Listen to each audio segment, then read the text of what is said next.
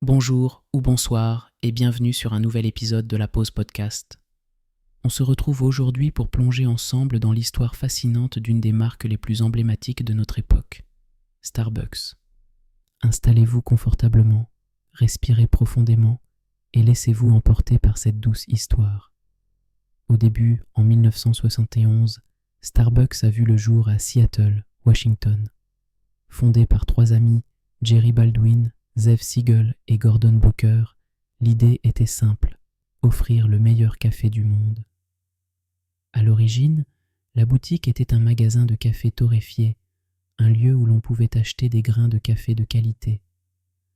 L'ambiance était alors très différente de ce que nous connaissons aujourd'hui, avec un décor minimaliste et des clients curieux explorant le monde du café. Puis, les années 1980 marquent une véritable transformation. Howard Schultz, un employé de l'époque, a apporté une vision nouvelle. Inspiré par la culture des cafés italiens, il imagine un espace où les gens pourraient non seulement acheter du café, mais vivre une expérience.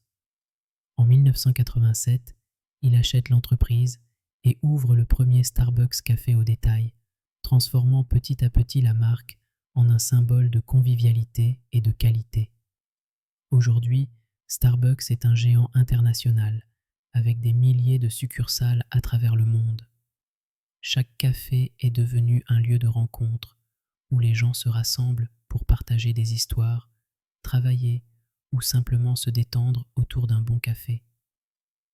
Très engagé dans le développement durable, Starbucks se consacre également à des pratiques éthiques dans l'approvisionnement de ses grains. Saviez-vous que le célèbre logo vert de Starbucks, représentant une sirène, a été choisi pour évoquer l'esprit marin de Seattle? Ou que, lors d'une campagne marketing, Starbucks a inadvertemment lancé un goût qui a été décrit comme un mélange d'orange et de cendres de cigarette? Bien que peu de gens en parlent, ces anecdotes soulignent l'esprit aventureux de la marque. Alors, tout ça nous amène à une réflexion tranquille.